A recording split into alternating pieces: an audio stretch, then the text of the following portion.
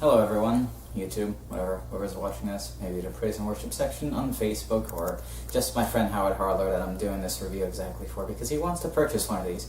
Okay, so today we're going to talk about this guy. The PODHD500X Guitar Multi-Effects Processor.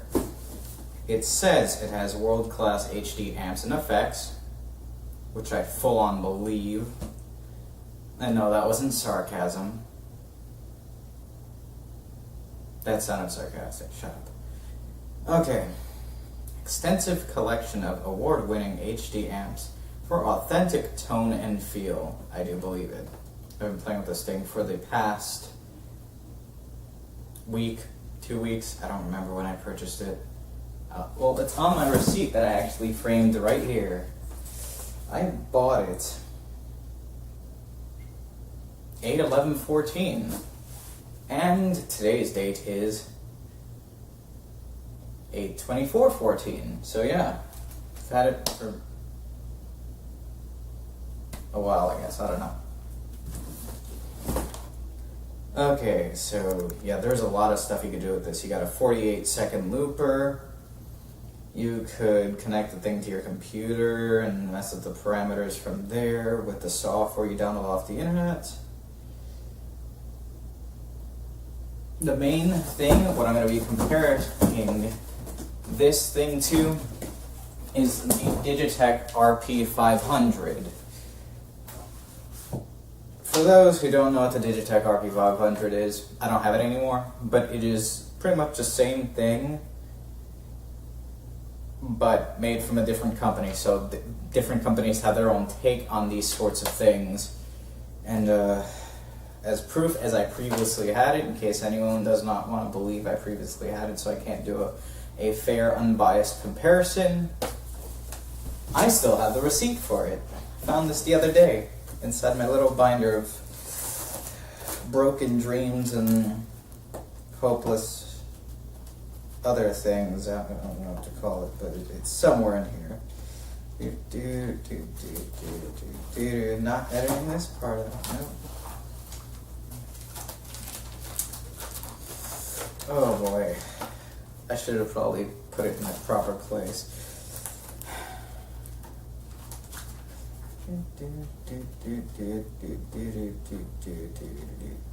There we go.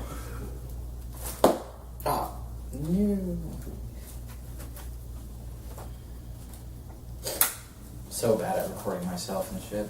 Okay, oh, I said a bad word. Here's my receipt. That's proof. Proof enough? Let me see if it shows up on the camera.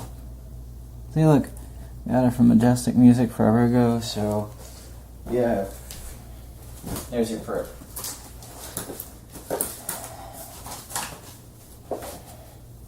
First things first that I want to talk about, ease of use. I'm not gonna lie, this thing was a little bit more technical than the Digitech RP500 to use.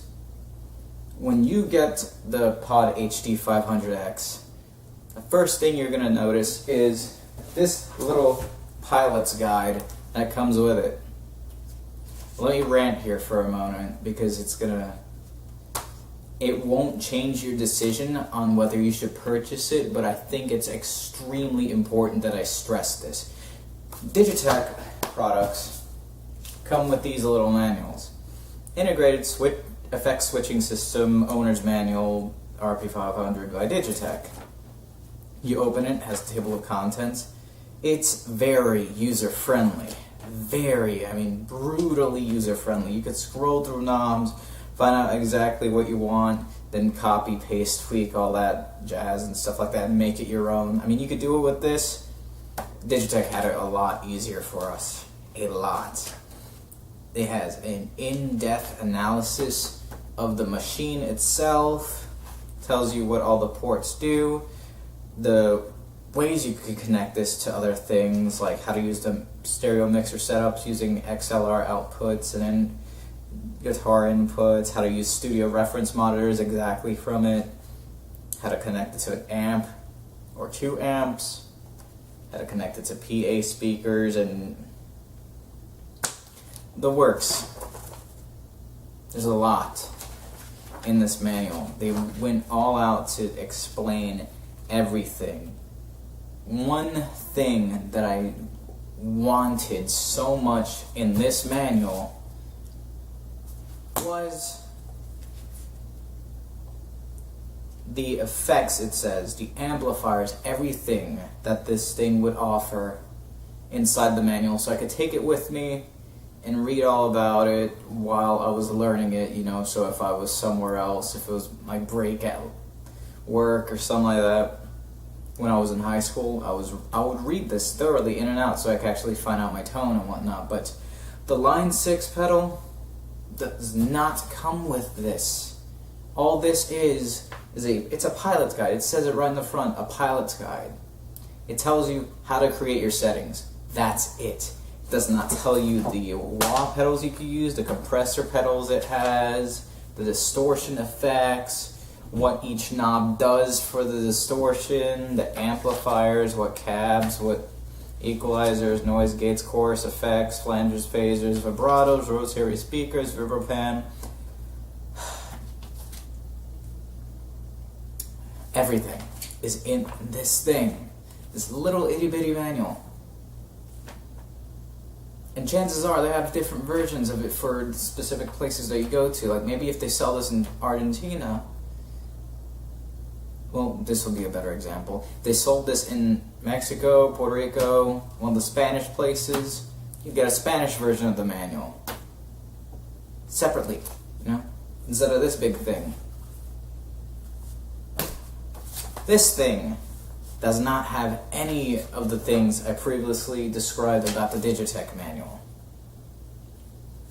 It explains how to use it, like the presets knob, what each foot switch does, self-explanatory, yada yada. It explains all the technical jargon of this pedal, but it does not tell you what it is modeling. In order to find out what it's modeling, you go online, you go to line6.com /manuals, and then you click on this scroll down list, then you gotta click on HD500X, and then there's 5 different things to download, including this in a PDF format, which I have on my phone. And it explains to you every single thing on this thing. I wish the Line 6 PODHD500X would have came with it. It did not, but that is something that wouldn't necessarily hinder someone from actually purchasing one of these, because these units are incredible. I have not heard anything sound this good. I mean, I compared Boss pedals. I've had the Digitech RP 250 and 500. Like I said, I had the 500 and I loved it. My friend had a Digitech RP 90, which I think didn't sound too realistic compared to the 250. But anyways, this it shows the cabs, amp model that come with it. And then you can scroll all the way down. Ooh, yummy, a dual rectifier. I love this thing. It shows everything. It gives a description, who used it previously. And then you go down to the effects, and it shows you what it uses. I do not see why they did not just give this 35-page PDF file, print it out, and give it to us users that we could cross-reference. It kind of bugged me at first, but then I did a lot of research, and let me show you the research I did real quick. I actually had to scrounge online and find out all this stuff in order to find out what it was and compare it against my previous Digitech modeling, and yeah. Just wrote it all down, what exactly it did, which you have to scrounge through 2 manuals to find out what each model does. So I got pages of this right here. Okay. Actually, let me bring it here real quick. Okay. This thing has lots of switches. You could customize switches 1, 2, 3, 4, yada yada 8. You got a looper function, you got a tap tempo function, you can hold that down for a tuner, and these switch banks. You can actually set this to where you could use these for the presets, A, B, C, and D, and these for separate stomp box functions. Like that turns off my echo. And this turns on and off my delay on my clean setting. Yay. Also, you got these little knobs that adjust the amplifier. Jesus, what's wrong with me? Amplifier, so it's very convenient. I'm not gonna lie, it's extremely convenient. But if you make a mistake, all you gotta do is switch it forward, switch it back, and you're back to your previous setting that it was already saved as. And you got a master volume knob right here. You got this in for mixers and stuff. The XLR lift around, 1/4 out, whether you're going from an amplifier or a mixer, little switch right there that you could hit if you want. Your expression pedal, you could stomp it to make it have a separate function. See that, how that light switched? You could have it, your expression pedal do 2 separate functions. Or you could have one of these buttons actually set up to where it has a 3rd function if you wanted to. And this, it's completely customizable. You could have this one do one thing, this one do one thing, this one. The reason why I say this is because the Digitech pedal, you are stuck to having a strict chain, like right here. You probably can't read that, but it says, actually I have it right here. Yeah, I did a lot of research. The Digitech pedal can only go from wah to compressor to distortion to an amp model, equalizer, cabinet model, noise gate, chorus effects, delay, and then reverb.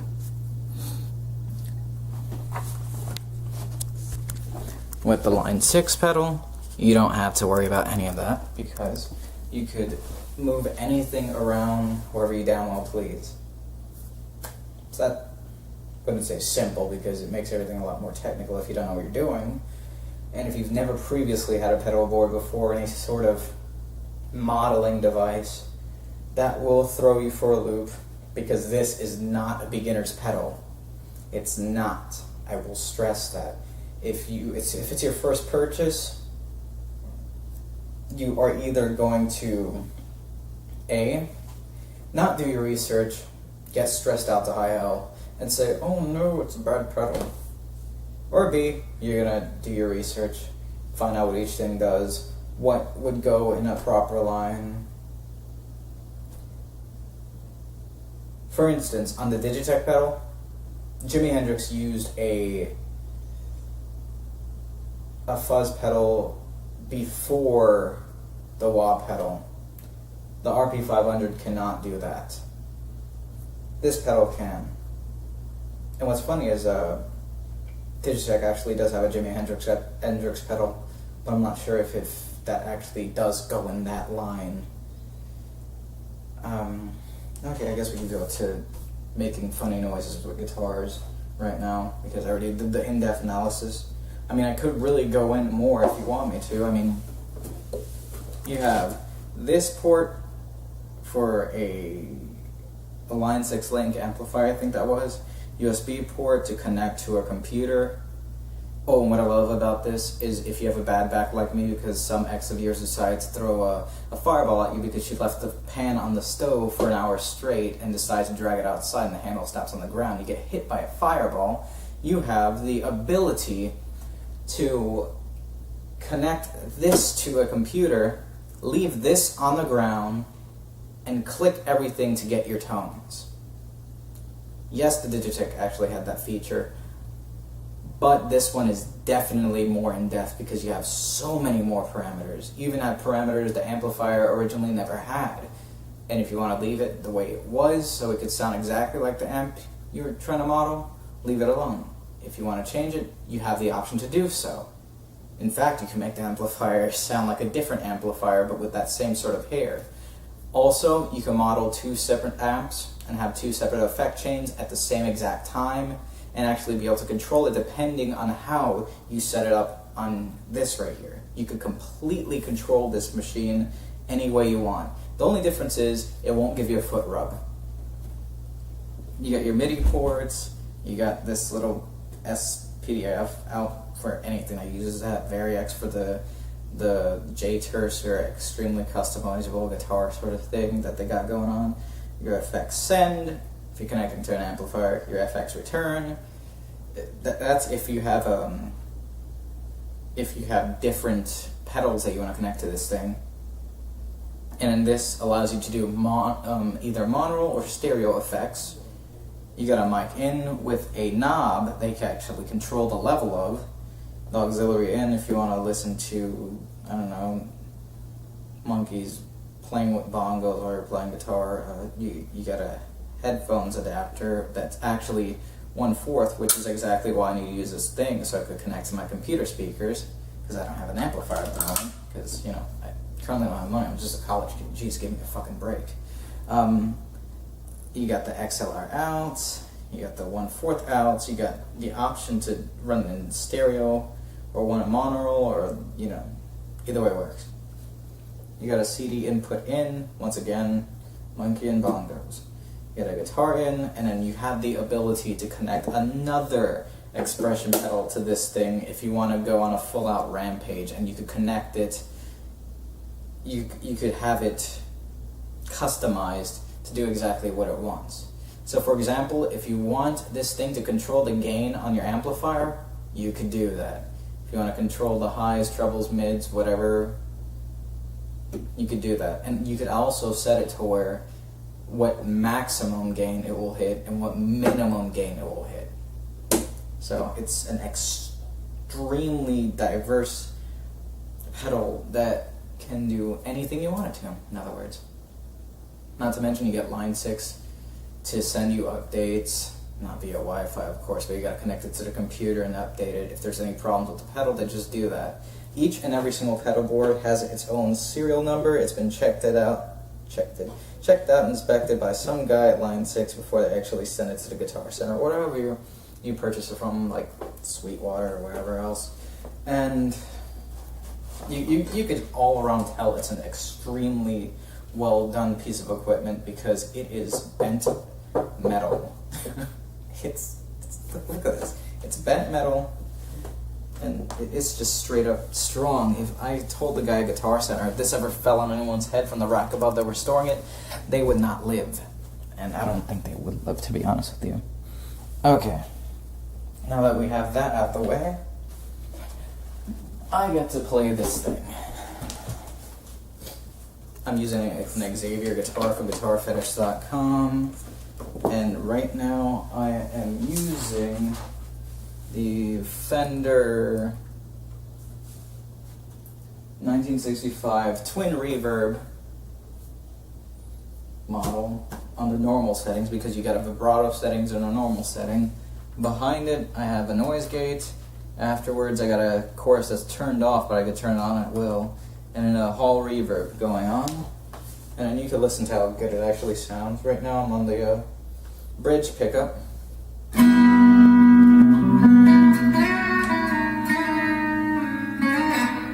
Sounds really good.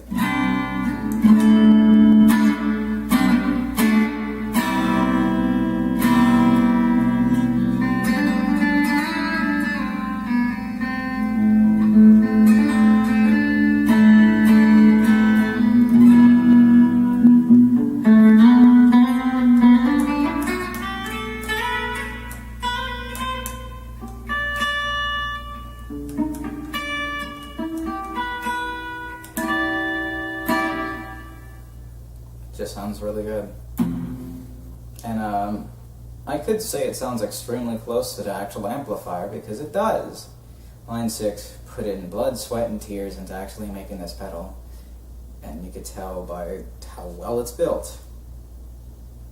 And because it's designed in USA and made in China, but you know, nothing about that is improper to say.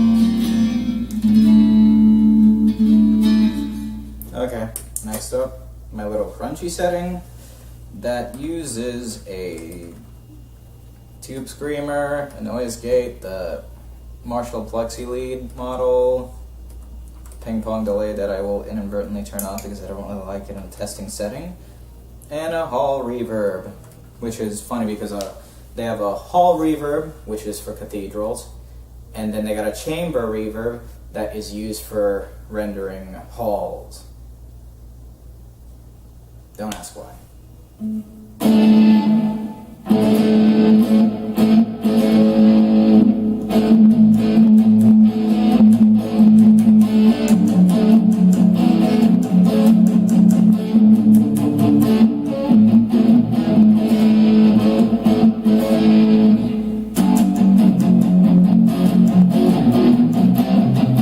Okay, you get the point. Sounds good. And then turn the tube screamer off from here, and then, you know.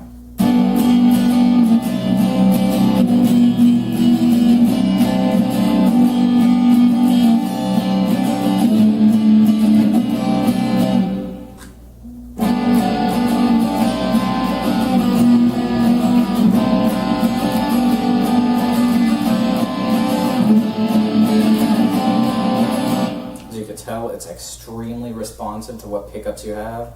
I remember having a the Digitech RP500 coloring your tone to where it doesn't matter what pickup you're using, you'll get a subtle hint of it, but it won't matter because it will pretty much sound the same.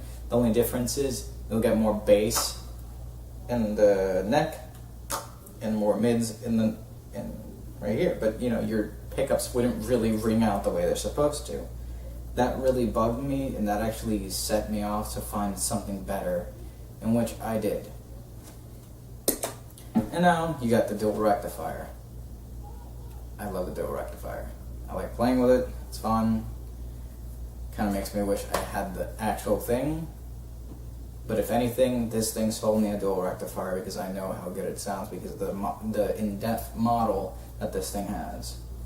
And I think it was Devin Townsend who used one.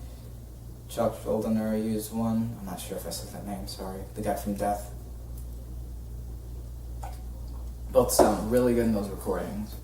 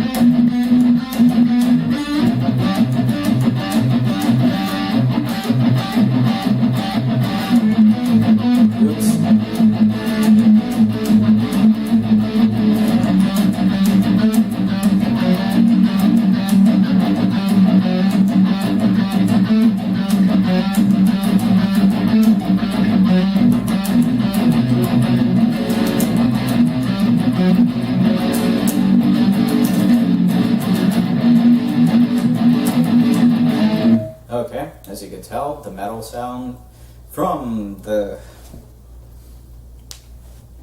dual rectifier sounds great. Now let me check how many seconds I have left on this thing. 3 minutes and 18 seconds, because my camera can only record 30 minutes, no, sorry, 29 minutes and 59 seconds at a time. Don't know why. Could be a timer logic issue, but anyways. One of the great things about this pedal, like I said, you could take two different amplifiers, or two of the same amplifiers, put them side by side and create two separate effect chains, or have them go through the same effect chain at the same exact time. So you will have a sort of thickened stereo sort of sound without having to actually have two different guitars play at the same time. And then if you want to do the sort of, oh, I'm playing one side thing, oh, now I'm playing both sides thing, you could do that with this pedal, because you could completely customize everything. Looper functions. Let's play with that for a second with the little amount of time I have.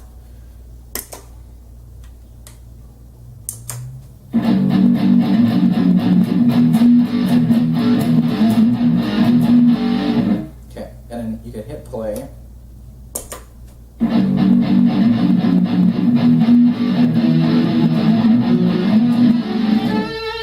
And then you could... Anyways, as a really good looper, 48 seconds, completely customizable. You could undo it, you could overdub, play, stop, do it in half speed if you want to. Oh, let's do that real quick. Okay. Good. Here's a little trick. Put it on half speed first, then record if you want to do 48 seconds. That's how it works, if you want to do 48 seconds. Okay, that's my time. Feel free to subscribe and do other things with my videos, share it. You know a friend who wants to purchase a pedal like this, highly advise you to get this one. But if you're new, I still highly advise you to get it. $500, really good piece of equipment. Do your research before you actually go out and say it's a bad pedal. It's not a bad pedal. I love the hell out of this thing. Let's have another look around real quick. You got this thing to mess with presets. Oh, and that's what the settings and stuff look like. You can mess around with it. Oh, and one thing you can do, you double tap the enter button. Oops, you hold it down, sorry. That's how you assign the buttons. You could hit that and have it be assigned to the amplifier right there. And then you could do that to switch out between two separate amplifiers if you want to, and that's really how it works. It's really good stuff. Okay. Well, like I said, that's my time. Howard, feel free to watch the entire video instead of skimming through it. I know you. I know you'll skim through it. This is a long video, but I'm doing this for you. So you can kiss my ass if you do that. Okay. Well, feel free to subscribe. I got computer videos, Affinity videos, singing videos, different guitar videos.